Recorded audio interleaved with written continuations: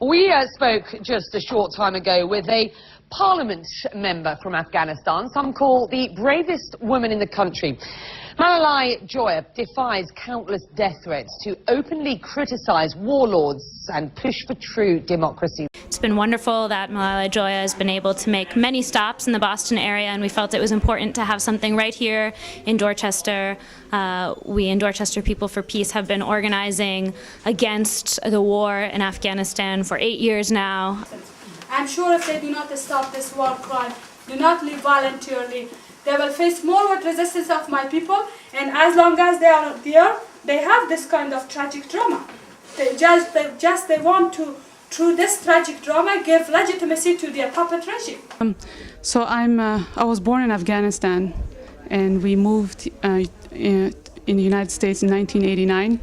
So, of course, the conflict in Afghanistan is going on for 30 years now, so I was reading a lot about the conflict there by the RAWA website, and that's how I became to know Malalai. We wanted to know what can be done to help Malalai and the Afghan people. But as long as these troops in power, no hope to come positive changes in the life of the men and women of my country. But do not be misunderstood. I didn't told you, never. Yeah, one day we will have real democracy, women's rights, human rights in Afghanistan. I think that I've been very concerned that when it turned out that Barack Obama really meant what he said when he was running, that we should get out of Iraq in order to get into Afghanistan, that he's really serious about it. I've been concerned that nobody challenged him about it, because it's always seemed to me like a disastrous war where we're killing a lot of civilians and not having much effect. So I was just happy to do what I could.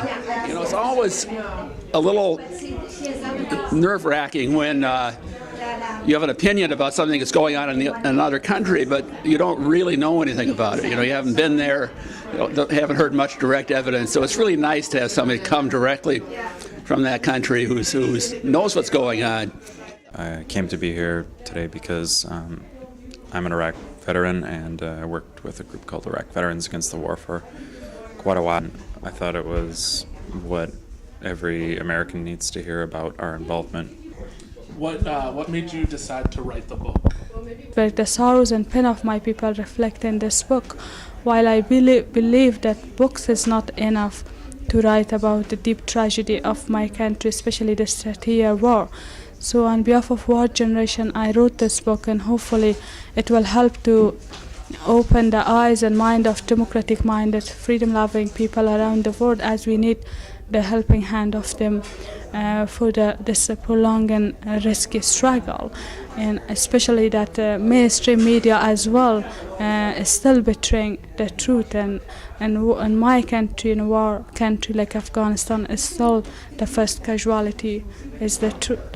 We hear that these are the desperate needs in Afghanistan, funding and resources at a grassroots level to support people and build social programs. We are also advocating for building up and strengthening those social programs here in our own community, and to do that by reducing our excessive spending on weapons, war, and militarism abroad, especially in terms of our current occupations in Afghanistan and Iraq.